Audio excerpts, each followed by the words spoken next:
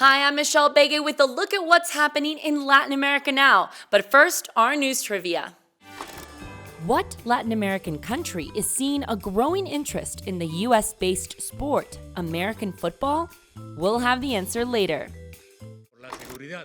Peru is going through a cabinet reshuffle amid their economic recession. This week, 4 new ministers took the oath in front of President Dina Boluarte. These included the economy and defense ministers. Peru is trying to climb out of a recession that was triggered by bad weather and political turmoil that seemed to reach its peak last year. The country has gone through 6 presidents since 2016. The government hopes the economy will grow 3% this year. Now let's go to my colleague Al Baverstock in Mexico, who has a special report. Mexico's transport unions have reported that more than 85,000 trucks have been robbed over the past 5 years as they move merchandise around the country, an average of 46 incidents a day. As criminals block highways, they hijack trucks, driving them away to unload their contents before returning them empty to the scene of the crime. Many truckers have been murdered during these events, while few of the assailants have been brought to justice. That has led to nationwide protests as transport sector workers block the country's main arteries and pressure the government to guarantee their security. Mexico is attracting greater volumes of international nearshoring, but for the truckers who run the supply chains throughout this country, their safety is uppermost. Colombia is in the middle of a crisis over its attorney general. Francisco Barbosa was leading an investigation into alleged irregularities in President Gustavo Petro's 2022 campaign.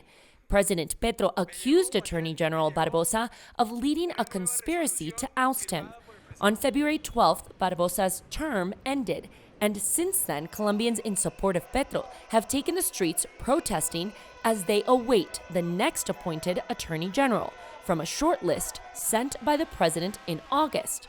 The Supreme Court denounced what it calls aggressions by protesters.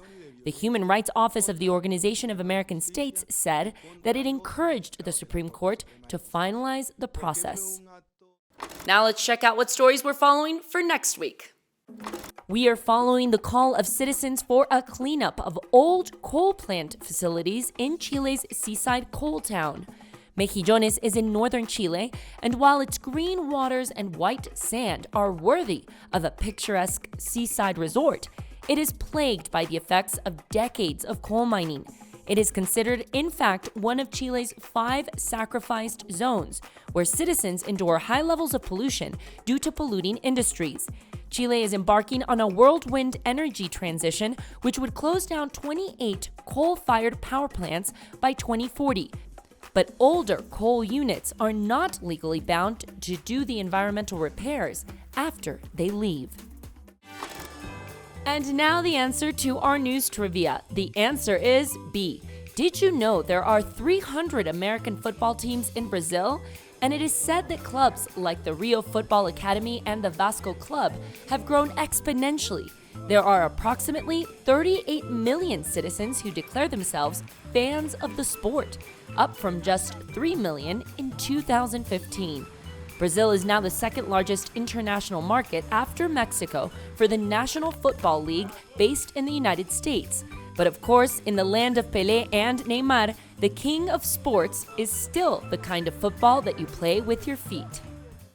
And that's it for this week. We'll see you again soon on Latin America Now.